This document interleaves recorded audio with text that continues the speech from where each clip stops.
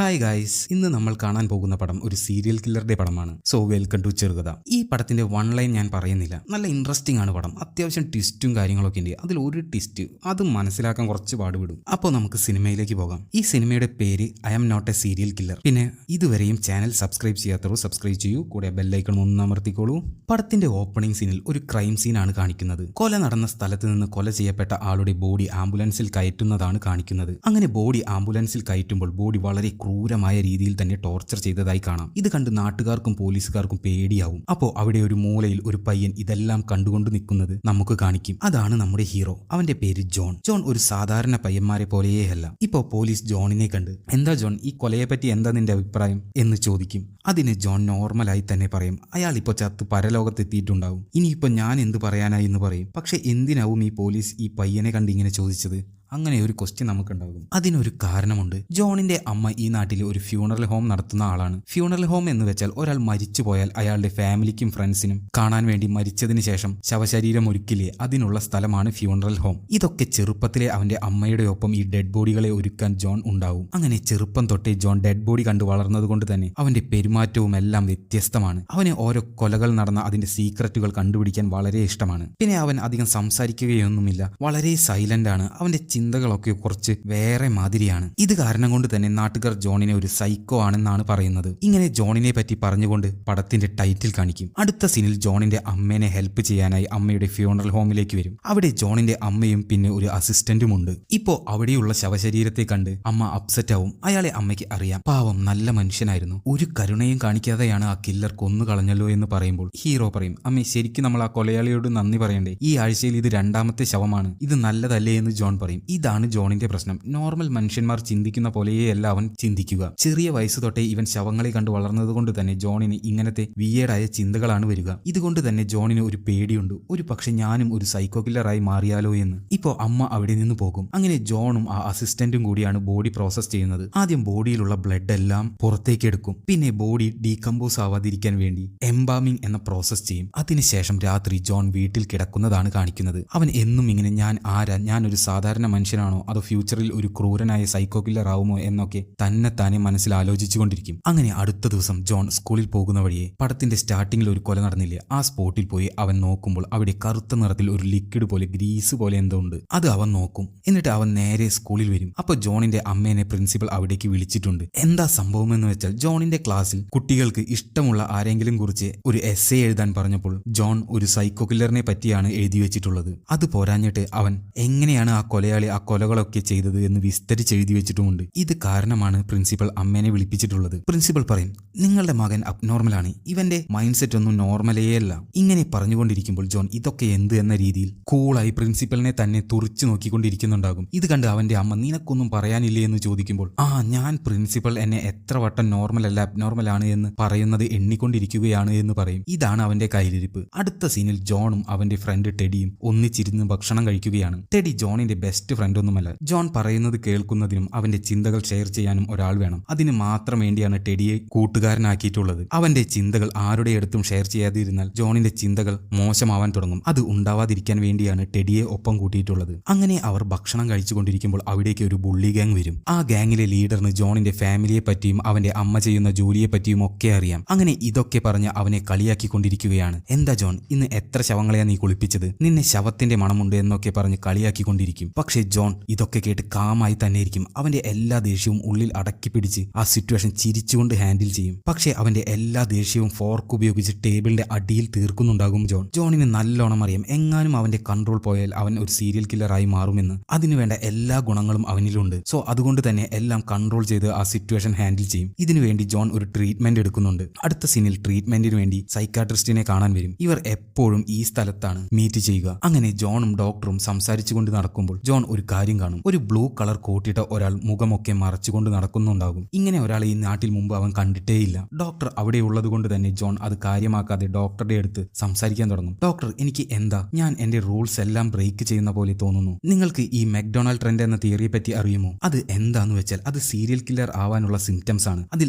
ആദ്യത്തെ സിംറ്റം പാന്റിൽ തന്നെ 1ഉം 2ഉം പോകുന്നത്. രണ്ടാമത്തെ മൃഗങ്ങളെ കണ്ടാൽ അവറ്റകളെ കൊല്ലണമെന്ന് തോന്നുന്നത്. പിന്നെ ആരെങ്കിലും കത്തിക്കണം എന്ന് തോന്നുന്നത്. ഇതെല്ലാം എനിക്കുണ്ട് ഡോക്ടർ. എനിക്ക് എനിക്ക് ഞാൻ കുറച്ചായി മാറിക്കൊണ്ടിരിക്കുന്നു എന്ന് തോന്നലുണ്ട് എന്ന് പറയും ജോൺ. നോക്കു ജോൺ, എനിക്ക് നിന്നെ ചെറിയ പ്രായം തൊട്ടേ അറിയാം. നിനക്കുള്ളിൽ ഇങ്ങനത്തെ ചിന്തകളൊക്കെ ഉള്ളത് ശരിയാണ്. പക്ഷേ അതെല്ലാം നീ കൺട്രോൾ ചെയ്യുന്നുണ്ട്. നിനക്ക് ഈ സീരിയൽ കില്ലിംഗ് എങ്ങനെ നടക്കുന്നത് എന്ന് അതിനെക്കുറിച്ച് അറിയാനുമുള്ള ആഗ്രഹമുണ്ട്. അതാണ് നിന്റെ പ്രശ്നം. നിന്റെ ഈ പ്രശ്നങ്ങൾ കൊണ്ട് നീ എത്രത്തോളം ബുദ്ധിമുട്ടുന്നുണ്ട് എന്ന് എനിക്കറിയാം. നീ ഒരു സൈക്കോ ആവാൻ പാടില്ല എന്നൊരു ചിന്ത നിനക്കുണ്ട്. അത് ഉള്ളതുവരെ നീ ഒരിക്കലും ഒരു സീരിയൽ കില്ലർ ആവില്ല. നീ നല്ല കുട്ടിയാണ്. നീ ഒരു നല്ല മനസ്സിന്റെ ഉടമയാണ്. അത് മാത്രം നീ വിശ്വസിക്കുക എന്നൊക്കെ പറഞ്ഞ് ഡോക്ടർ ജോണിനെ പറഞ്ഞുവിടും. അന്ന് വൈകിട്ട് ജോൺ എപ്പോഴും അയൽപ്പക്കത്തൊക്കെ ചെറിയ ജോലികൾ ചെയ്തു കൊടുക്കും. ജോൺ താമസിക്കുന്ന സ്ട്രീറ്റിൽ തന്നെ ക്രൗളിൻ എന്നു പേരുള്ള ഒരു പ്രായമായ അപ്പൂപ്പനുണ്ട്. ക്രൗളിനെ ജോണിന് നല്ല ഇഷ്ടമാണ്. ആ അച്ചാച്ചന് സഹായം ചെയ്യാൻ ജോണിന് ഒരു മടിയുമില്ല. അങ്ങനെ ജോൺ അപ്പൂപ്പന്റെ വീട്ടിൽ നിൽക്കുമ്പോൾ, ജോൺ നീ എനിക്കൊരു ഹെൽപ്പ് ചെയ്യുമോ? എനിക്ക് ഈ സ്മാർട്ട് ഫോൺ ഒന്നും ഉപയോഗിക്കാൻ അറിയില്ല. എനിക്ക് ഈ ഫോണിൽ നിന്ന് ഞാൻ ഒരു ഉമ്മ കൊടുക്കുന്ന ഒരു ഫോട്ടോ എന്റെ ഭാര്യയ്ക്ക് അയക്കണം. സെൽഫിന്നോ എന്തോ പറയുമല്ലോ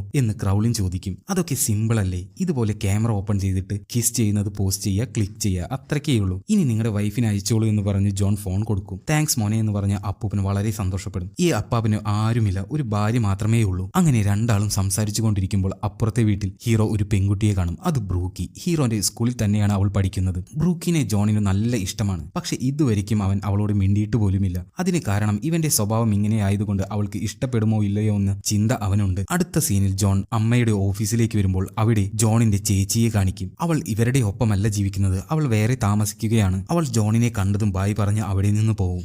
ഡോക്ടർ എന്നെ വിളിച്ചിട്ടുണ്ടായി. നിനക്ക് ഓരോരുത്തരെ കൊല്ലാൻ തോന്നുന്നുണ്ട് എന്നൊക്കെ പറഞ്ഞല്ലോ. അങ്ങനെ ആവശ്യമില്ലാത്തതൊന്നും നീ ചിന്തിക്കണ്ട എന്നൊക്കെ പറഞ്ഞ് വാ പണിയുണ്ട് എന്ന് പറഞ്ഞ് അവനെ ബേസ്മെന്റിലേക്ക് കൊണ്ടുപോകും. സ്റ്റാർട്ടിങ്ങിൽ ഒരു കൊല നടന്നില്ല. ആ ബോഡിയാണ് ഇപ്പോൾ ഇവരുടെ അടുത്തേക്ക് വന്നിട്ടുള്ളത്. ആ ബോഡി കണ്ട ഉടനെ ആ അസിസ്റ്റന്റ് ലേഡി ഛർദ്ദിക്കാൻ തുടങ്ങും. എന്താന്ന് വെച്ചാൽ അത്രയ്ക്ക് ക്രൂരമായ രീതിയിൽ ബോഡി മൊത്തം നശിപ്പിച്ചു വെച്ചിട്ടുണ്ട്. പക്ഷേ ജോണിന് ഒരു ഭാവവ്യത്യാസവുമില്ല. അവൻ ആ മുറിവുകൾ നോക്കി നിൽക്കുന്നുണ്ടാകും. അപ്പോൾ ഹീറോ ഒരു കാര്യം നോട്ടീസ് ചെയ്യും. ബോഡിയിൽ കിഡ്നിയില്ല. പിന്നെ കിഡ്നിയെ സംബന്ധിച്ചുള്ള മറ്റ് സ്പെയർ പാർട്സും ഇല്ല. അടുത്ത സീനിൽ ഹീറോ ആ കിഡ്നിയുടെ കാര്യം തന്നെ ആലോചിച്ച് വീട്ടിലിരിക്കുമ്പോൾ ന്യൂസിൽ വേറെ ഒരു കൊല നടന്നിട്ടുണ്ട്. ഒരു സൈക്കോ കില്ലർ നമ്മുടെ നാട്ടിലുണ്ട് എന്ന് ന്യൂസിൽ പറയും. പിന്നെ ആ കൊല നടന്ന സ്ഥലത്ത് ഒരു തരം കറുപ്പ് നിറത്തിൽ ഗ്രീസ് പോലെ എന്തോ കിട്ടിയിട്ടുണ്ട് എന്ന് പോലീസ് പറയും. അടുത്ത സീനിൽ ജോൺ ടെഡിനെയും കൂട്ടി മർഡർ നടന്ന സ്ഥലത്തേക്ക് പോകും. അവിടെ ജോൺ ആദ്യം നടന്ന മർഡർ സീനിൽ കണ്ട പോലത്തെ ഒരു ദ്രാവകം അവിടെയുണ്ട്. അവിടുന്ന് കട്ട് ചെയ്താൽ ഹോളോവിൻ നൈറ്റ് ആണ് കാണിക്കുന്നത്. ജോണും ടെഡിയും ഹോളോവിൻ ഡ്രസ്സൊക്കെ ഇട്ട് സ്ട്രീറ്റിൽ കൂടി നടന്നുകൊണ്ടിരിക്കുമ്പോൾ ആ ബ്ലൂ കോട്ട് ഇട്ട ആളെ ജോൺ കാണും. പ്രാവശ്യം അയാൾ മുഖമൊക്കെ മറച്ചിട്ടുണ്ട്. അയാൾ ഒരു വീട്ടിൽ നിന്ന് ഇറങ്ങി പോകുന്നതാണ് ജോൺ കാണുന്നത്. ജോണിന്റെ മനസ്സിൽ ഇവൻ ആരാ എന്താ എന്നൊക്കെയുണ്ട്. എന്നാലും ഹോളോവിൻ ഡേ ആയതുകൊണ്ട് അവൻ അതൊന്നും കാര്യമാക്കാതെ നേരെ ഹോളോവിൻ പാർട്ടി നടക്കുന്ന സ്ഥലത്തേക്ക് പോകും. അവിടെ എത്തിയ ജോണിനോട് ബ്രൂക്കി വന്ന് നിന്റെ ഡ്രസ്സ് നന്നായിട്ടുണ്ട് എന്ന് അവൾ ഇങ്ങോട്ട് വന്ന് സംസാരിക്കും. ഇത് കേട്ടതും ജോണിന് നല്ല സന്തോഷമാകും. അതേ നേരം നോക്കി സ്വർഗത്തിലെ കട്ടുറുമ്പ് പോലെ ആ ബുള്ളി ഗ്യാങ് അവിടെ വരും. എന്നിട്ട് ആ ബുള്ളി ഗ്യാങ്ങിലെ ലീഡർ പറയും, എടാ നീ തന്നെ ഒരു ഫ്രീക്കാണ്. പിന്നെ എന്തിനാ നീ ഈ ഗെറ്റപ്പ് ഒക്കെ ഇട്ട് വന്നിട്ടുള്ളത്? ഇത് നോർമലായവർ വരുന്ന പാർട്ടിയാണ്. നിന്നെ പോലത്തെ പ്രാന്തന്മാർക്ക് ഇവിടെ വരേണ്ട ആവശ്യമില്ല എന്നൊക്കെ പറഞ്ഞ് കളിയാക്കിക്കൊണ്ടിരിക്കുമ്പോൾ ജോണിന് ദേഷ്യം വന്ന് അവൻ അവന്റെ ഉള്ളിലുള്ള മൃഗത്തെ പുറത്തേക്ക് എടുക്കും. ജോൺ പറയും, നീ നല്ലോണം ഡ്രസ് ചെയ്തിട്ടുണ്ട് റോബ്. ശരിക്കും റിയലിസ്റ്റിക് ആയിട്ടുണ്ട്. തലയിൽ ബുള്ളറ്റ് ഒക്കെ കയറിയ മേക്കപ്പ് നന്നായിട്ടുണ്ട് റോബ്. ഞാൻ ഒരുപാട് ആലോചിച്ചിട്ടുണ്ട്. നിന്നെ എന്റെ ഫ്യൂണറൽ ഹോമിൽ കൊണ്ടുവന്ന് നിന്നെ ജീവനോടെ നിന്റെ രക്തമൊക്കെ ഊറ്റിക്കളഞ്ഞ് നിന്റെ ബോഡി പാർട്സ് എല്ലാം പുറത്തേക്ക് എടുത്തിട്ട് പാക്ക് ചെയ്താൽ എങ്ങനെയുണ്ടാവുമെന്ന്. ഇത് കേട്ട് പേടിച്ച് റോബ് അവിടെ നിന്ന് സ്ഥലം വിടും. ജോണിന്റെ പെരുമാറ്റം കണ്ട് ബ്രൂക്കി പെണ്ണ് അവനെ ഒരുമാതിരി അങ്ങോട്ടും ഇങ്ങോട്ടും നോക്കി അവളും അവിടെ നിന്ന് പോകും. അത് ജോണിനെ ഹർട്ടാവും. പിന്നെ ജോൺ വീട്ടിലേക്ക് വന്ന് മേക്കപ്പ് ഒക്കെ കളഞ്ഞ് നേരെ അമ്മയുടെ ഓഫീസിലേക്ക് വരും. അവിടെ ഇപ്പൊ റീസെന്റ് ആയി നടന്ന മർഡർ ഇല്ലേ, ആ ബോഡി അവിടേക്ക് വന്നിട്ടുണ്ട്. ഇത് കണ്ട് ജോൺ ഒന്നും നോക്കാതെ ആ ശവത്തിലെ ബോഡി പാർട്സ് ഒക്കെ ചെക്ക് ചെയ്യാൻ തുടങ്ങും. ഇത് കണ്ട് ജോണിന്റെ അമ്മ എന്താണ് നീ ചെയ്യുന്നതെന്ന് ചോദിക്കും. അതിന് ജോൺ മുമ്പ് നടന്ന കൊലകൾക്കും ഈ കൊലയ്ക്കും സിമിലാരിറ്റി എന്തെങ്കിലും ഉണ്ടോ എന്ന് നോക്കുകയാണ്. മുമ്പത്തെ ബോഡിയിൽ കിഡ്നി ഉണ്ടായിരുന്നില്ല, ഈ ബോഡിയിൽ കിഡ്നി ഉണ്ടോ എന്ന് അമ്മയോട് ചോദിക്കും. അപ്പോ അമ്മ ബോഡി മറച്ചിരുന്ന ഷീറ്റ് മാറ്റി ബോഡി കാണിക്കും. എന്താന്ന് വെച്ചാൽ ഈ ബോഡിയിൽ ഒരു കൈയില്ല. മുമ്പത്തെ ബോഡിയിൽ കിഡ്നി ഇല്ല, ഈ ബോഡിയിൽ കൈയുമില്ല.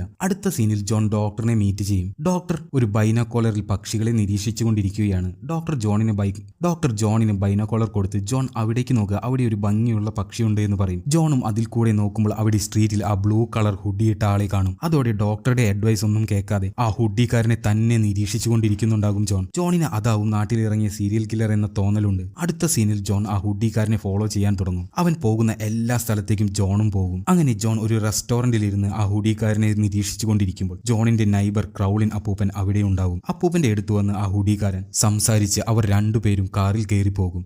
ആ കില്ലറുടെ അടുത്ത ടാർഗറ്റ് ക്രൗളിൻ അപ്പൂപ്പനാണ് എന്ന് വിചാരിച്ച് ജോൺ അവരെ ഫോളോ ചെയ്യാൻ തുടങ്ങും. അങ്ങനെ അവർ ഒരിടത്തെത്തി ഫിഷിങ്ങിനുള്ള പരിപാടികൾ ചെയ്തുകൊണ്ടിരിക്കുകയാണ്. ഇതൊക്കെ നമ്മുടെ ജോൺ മറിഞ്ഞിരുന്ന് കാണുന്നുണ്ട്. അവിടെ ആ ഹുഡിക്കാരൻ ക്രൗളിൻ അപ്പൂപ്പനെ സഹായിക്കുന്നുണ്ട്. അപ്പോൾ ക്രൗളിൻ അപ്പൂപ്പൻ അവിടെ മീൻ പിടിക്കാനുള്ള കുഴി നോക്കുമ്പോൾ ആ ഹുഡിക്കാരൻ ഒരു കത്തിയെടുത്ത് അപ്പൂപ്പനെ പുറകിൽ നിന്ന് കുത്താൻ പോകും. ഇവിടെയാണ് ഒരു മുട്ടൻ ട്വിസ്റ്റ് നടക്കുന്നത്. കണ്ടുകൊണ്ടിരിക്കുന്ന ജോണിനും കിള്ളി പാറും. എന്താന്ന് വെച്ചാൽ നമ്മുടെ അപ്പൂപ്പൻ നേരെ തിരിഞ്ഞ് ആ ഹുഡിക്കാരനെ ഒരു ഷാർപ്പായ ആയുധം വെച്ച് അയാളെ കുത്തിക്കൊല്ലും. കൊന്നത് മാത്രമല്ല, അയാളുടെ ശരീരം കീറി അയാളുടെ ലങ്സ് പുറത്തേക്കെടുത്ത് ഒരുമാതിരി അലറാൻ തുടങ്ങും അയാൾ. ഇതൊക്കെ കണ്ട് ബോധം പോയ ഹീറോ അപ്പൊ ഇയാളാണ് സീരിയൽ കില്ലർ എന്ന് പറഞ്ഞ് നിൽക്കുന്നുണ്ടാകും. അടുത്ത സീനിൽ ജോൺ വീട്ടിൽ നടന്ന സംഭവം ഒന്നും പറയാൻ പറ്റാതെ ഇരിക്കുന്നുണ്ടാകും. താൻ അന്വേഷിച്ച് നടന്ന കൊലപാതകി സ്വന്തം നൈബർ ആയിരുന്നു എന്ന ഷോക്കിലാണ് ജോൺ. അപ്പോൾ ടിവിയിൽ ന്യൂസ് കാണിക്കുന്നുണ്ടാകും. പോലീസിന് ഒരു വിവരം കിട്ടിയിട്ടുണ്ട്. 42 വർഷങ്ങൾക്ക് മുമ്പ് ഇതേ പാറ്റേണിൽ തന്നെ എമിൽട്ടൺ എന്ന ആൾ കൊല ചെയ്യപ്പെട്ടിട്ടുണ്ട്. എമിൽട്ടൺ കൊല ചെയ്യപ്പെട്ട സ്ഥലത്ത് നിന്നും കറുപ്പ് നിറത്തിൽ ഗ്രീസ് പോലെ ഒരു ദ്രാവകം ഉണ്ടായിരുന്നു. ഇതോടെ ഹീറോ കൺഫേം ചെയ്യും 42 വർഷം മുമ്പ് നടന്ന കൊലയും ക്രൗളിൻ അപ്പൂപ്പൻ തന്നെയാണ് ചെയ്തത് എന്ന്. ഹീറോ നേരെ ഒരു മൺവെട്ടിയും എടുത്ത് ക്രൗളിൻ അപ്പൂപ്പന്റെ വീട്ടിലേക്ക് പോകും. അവിടെ പോയി കതക് തട്ടുമ്പോൾ അപ്പൂപ്പന്റെ ഭാര്യയാണ് വാതിൽ തുറക്കുന്നത്. എന്താ മോനെ എന്ന് ചോദിക്കുമ്പോൾ ഒന്നുമില്ല, മുറ്റത്ത് കുറെ മഞ്ഞ് കൂടിയിട്ടുണ്ട്, അത് ഞാൻ വൃത്തിയാക്കട്ടെ എന്ന് ചോദിക്കും. അപ്പോൾ അമ്മൂമ്മ ആ ചെയ്തോ മോനെ എന്ന് പറയും. ജോൺ എന്തിനാ ഇതൊക്കെ ചെയ്യുന്നത് എന്ന് വെച്ചാൽ ക്രൗളിൻ അപ്പൂപ്പന്റെ ആക്ടിവിറ്റീസ് എല്ലാം ജോണിനെ അറിയണം. അയാളെ ഒബ്സർവ് ചെയ്യാൻ വേണ്ടിയാണ് ഇതൊക്കെ ചെയ്യുന്നത്. പണിയൊക്കെ കഴിഞ്ഞ് അപ്പൂപ്പന്റെ വീട്ടിൽ ചായ കുടിക്കാനിരിക്കും. അവിടെ അപ്പൂപ്പൻ നല്ല നോർമലായ രീതിയിൽ തന്നെ ഇരിക്കുന്നുണ്ടാകും. ഇത് കണ്ട് ജോണിന് ഒന്നും മനസ്സിലാവില്ല. അത് മാത്രമല്ല അപ്പൂപ്പന് തന്റെ ഭാര്യയെ വളരെ ഇഷ്ടമാണ്. അടുത്ത സീനിൽ രാത്രി ജോൺ വീട്ടിലിരുന്ന് ഒരു മനുഷ്യന്റെ ബൊമ്മ വെച്ച് അതിലെ ഓർഗൻസ് ഒക്കെ ഉണ്ട്. അതിൽ നിന്ന് ലിവർ, കൈ, ലങ്സ് ഇതൊക്കെ എടുത്തു വെച്ച് ആദ്യത്തെ ബോഡിയിൽ കിഡ്നി ഇല്ല, രണ്ടാമത്തെ ബോഡിയിൽ കൈയില്ല, മൂന്നാമത്തെ ബോഡിയിൽ ലങ്സ് ഇല്ല. ഇതൊക്കെ വെച്ച് കില്ലർ എന്താണ് ചെയ്യുന്നത് എന്ന് ജോൺ ആലോചിച്ചിരിക്കുമ്പോൾ ക്രൗളിൻ അപ്പൂപ്പന്റെ കാർ സ്റ്റാർട്ടാവുന്ന ശബ്ദം കേൾക്കും. ഈ രാത്രി ഇയാൾ എങ്ങോട്ടാ പോകുന്നത് എന്ന് വിചാരിച്ച് അയാളെ ഫോളോ ചെയ്യുമ്പോൾ അപ്പൂപ്പൻ തന്റെ ഭാര്യയെയും കൂട്ടി ഒരു ക്ലബിൽ വന്ന് ഡാൻസ് ചെയ്യുന്നതാണ് ഹീറോ കാണുന്നത്. ഹീറോ ഇതെല്ലാം ആ ക്ലബിൽ ഒരു മൂലക്കിരുന്ന് കാണുന്നുണ്ട്. അങ്ങനെ അപ്പൂപ്പനും അമ്മൂമ്മയും ഡാൻസ് ചെയ്തുകൊണ്ടിരിക്കുമ്പോൾ പെട്ടെന്ന് അപ്പൂപ്പന് ഡാൻസ് ചെയ്യാൻ പറ്റാതെ അവിടെ വന്നിരിക്കും. അയാൾ കാല് പിടിച്ച് ഒഴിയുന്നുണ്ട്. അതേസമയം തന്റെ ഭാര്യയുടെ ഒപ്പം മര്യാദയ്ക്ക് ഡാൻസ് ചെയ്യാൻ പറ്റിയില്ലല്ലോ എന്ന് ആലോചിച്ചിരിക്കുമ്പോൾ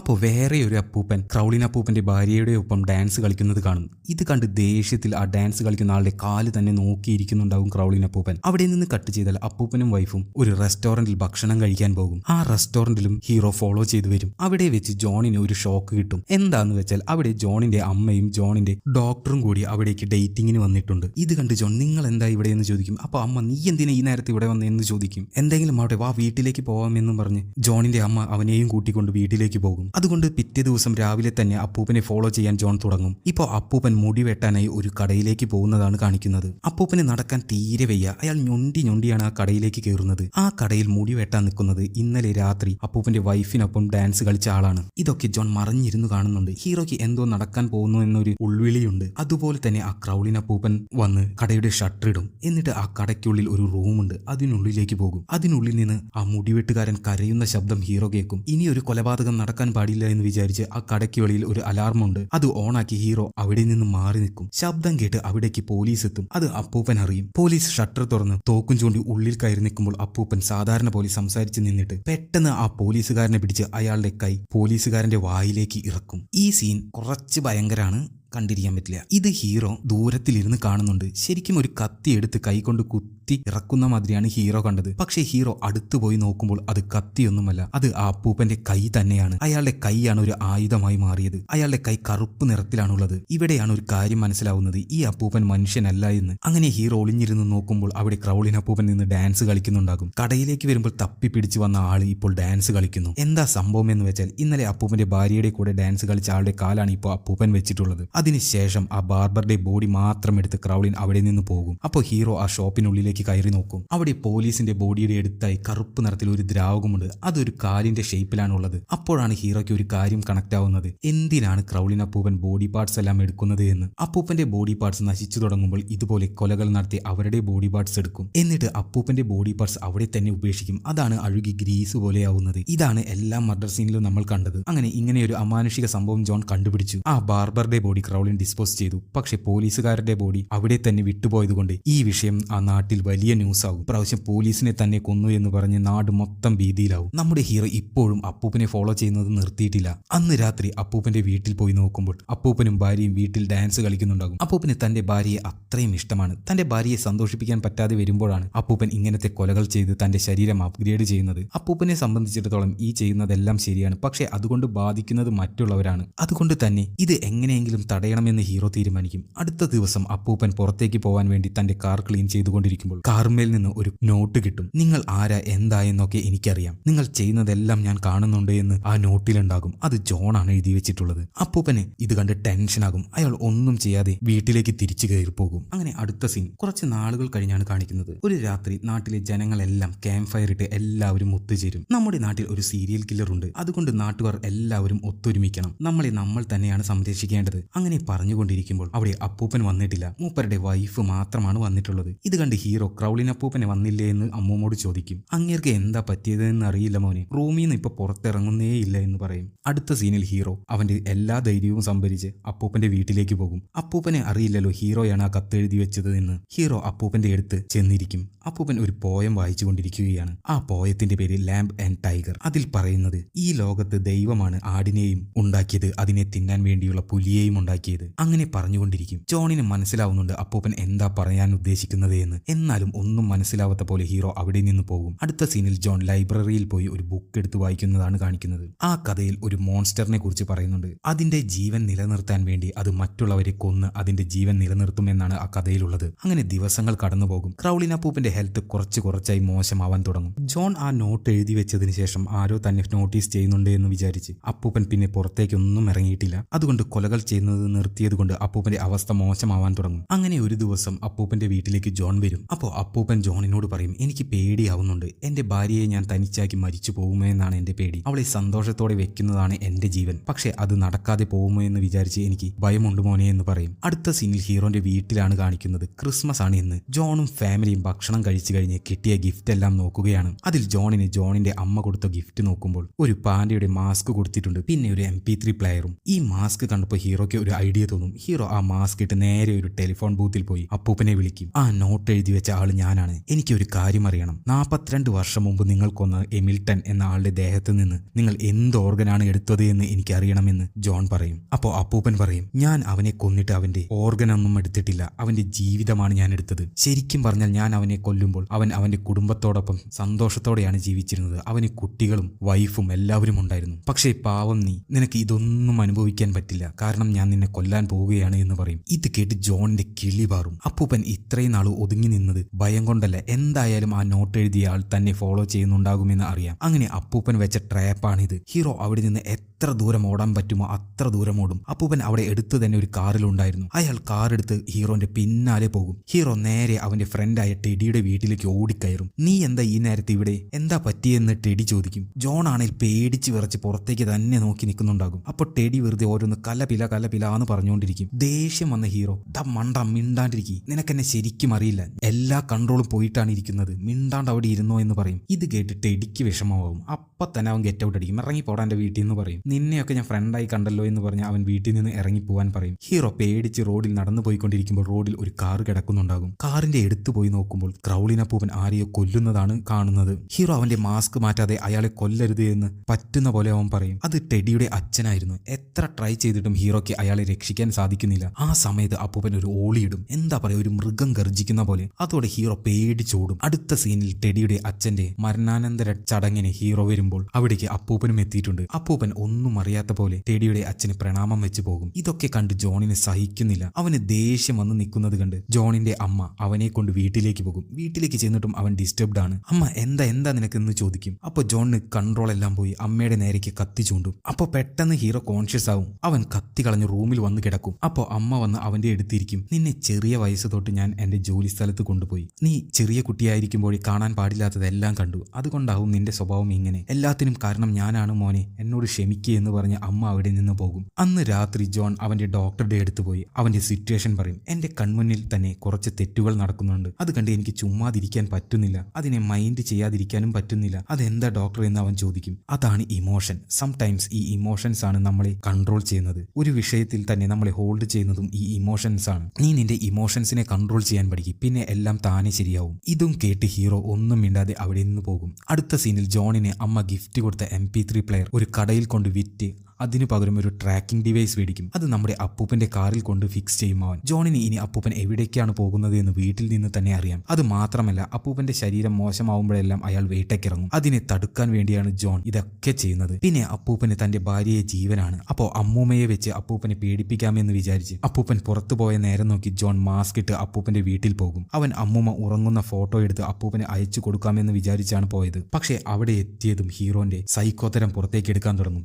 ജോൺ ഒരു എടുത്ത് അമ്മൂമ്മയുടെ മുഖത്ത് വെച്ച് അമർത്താൻ തുടങ്ങും. അമ്മൂമ്മ പ്രതിരോധിക്കാൻ തുടങ്ങുമ്പോൾ ഹീറോ അവിടെ എടുത്തുണ്ടായിരുന്ന ഒരു ഫോൺ എടുത്ത് അമ്മൂമ്മയുടെ തലക്കിട്ടടിക്കും. അതോടെ അമ്മൂമ്മയുടെ ബോധം പോകും. രക്തമൊക്കെ പോകുന്നുണ്ട്. അപ്പോഴാണ് ഹീറോ കോൺഷ്യസ് ആവുന്നത്. അവൻ നേരെ ഡോക്ടറിനെ വിളിച്ച് എല്ലാം തീർന്നു ഡോക്ടർ, ഞാൻ പറഞ്ഞ പോലെ ഞാൻ ഒരു കൊലയാളിയായി മാറി എന്ന് പറയും. ഡോക്ടർ ജോൺ പറഞ്ഞതൊന്നും കാര്യമായി എടുക്കില്ല. ജോൺ വല്ല സ്വപ്നം കണ്ടതാവുമെന്ന് കരുതി ഇതൊക്കെ നിന്റെ തോന്നലാണ് ജോൺ, നിന്റെ ഇമോഷൻസിനെ നീ കൺട്രോൾ ചെയ്യ്, നിന്നെ കൊണ്ട് പറ്റാത്തതായി ഒന്നുമില്ല, നീ നിന്റെ ഇമോഷൻസിനോട് ഫൈറ്റ് ചെയ്യ് എന്ന് പറയും. ഇത് കേട്ട് ഹീറോ ധൈര്യം സംഭരിച്ച് ഫോൺ കട്ട് ചെയ്ത് നേരെ അമ്മൂമ്മയുടെ അടുത്ത് പോയി ജീവനുണ്ടോ എന്ന് നോക്കും. ജീവനുണ്ട് എന്ന് മനസ്സിലാക്കി ഹീറോ കുറച്ചൊക്കെ റിലാക്സ് ആവും. എന്നിട്ട് അമ്മൂമ്മയുടെ ഫോട്ടോ എടുത്ത് അപ്പൂപ്പൻ അയച്ചു കൊടുക്കും. പരട്ടത്തന്തേ, മര്യാദയ്ക്ക് വീട്ടിലെത്തിക്കോ, എങ്ങാനും എത്തിയില്ലെങ്കിൽ നിന്റെ ഭാര്യനെ ഞാൻ കൊല്ലുമെന്ന് പറഞ്ഞ് മെസ്സേജ് അയക്കും. ഇത് കണ്ട് അപ്പൂപ്പൻ പേടിച്ച് വീട്ടിലേക്ക് വേഗം എത്തും. അപ്പോൾ ഹീറോ അപ്പൂപ്പൻ കാണാതെ നേരെ പുറത്തു വന്ന് കാറിലുള്ള ട്രാക്കിംഗ് ഡിവൈസ് എടുത്ത് പോവാൻ നോക്കുമ്പോൾ ഹീറോ ഒരു കാര്യം കാണും. കാറിൽ ഒരാളുടെ ഡെഡ് ബോഡി കിടക്കുന്നുണ്ട്. ആരാണെന്ന് നോക്കുമ്പോൾ ഹീറോ ഷോക്കാവും. അത് വേറെ ആരുമല്ല, അത് ഹീറോന്റെ ഡോക്ടറാണ്. ഡോക്ടർ മരണപ്പെട്ടു കഴിഞ്ഞു. അപ്പൂപ്പൻ ഡോക്ടറുടെ ഹൃദയത്തിന് വേണ്ടിയാവും ഡോക്ടറിനെ കൊന്നത് എന്ന് ഹീറോയ്ക്ക് അറിയാം. അതുകൊണ്ട് തന്നെ എന്തായാലും അപ്പൂപ്പനെ കൊണ്ട് ഹൃദയം എടുപ്പിക്കില്ല എന്ന് തീരുമാനിച്ച് ജോൺ ഡോക്ടറുടെ ബോഡി കൊണ്ടുപോയി ആരും കാണാത്ത സ്ഥലത്ത് കുഴിച്ചിടും. അടുത്ത സീനിൽ അപ്പൂപ്പൻ കാറിലുണ്ടായിരുന്ന ബോഡി തിരയുന്നതാണ് കാണിക്കുന്നത്. ഇത് നോക്കി നിൽക്കുന്നുണ്ടാകും നമ്മുടെ ഹീറോ. അപ്പൂപ്പൻ ഹീറോനെ കണ്ട് സംശയം തോന്നി ഹീറോനെ നോക്കുമ്പോൾ ഹീറോ പേടിച്ച് നേരെ വീട്ടിലേക്ക് ഓടും. ഹീറോന്റെ ഭയം കണ്ട് അപ്പൂപ്പന് ഏതാണ്ട് കാര്യം മനസ്സിലാവും. അടുത്ത സീൻ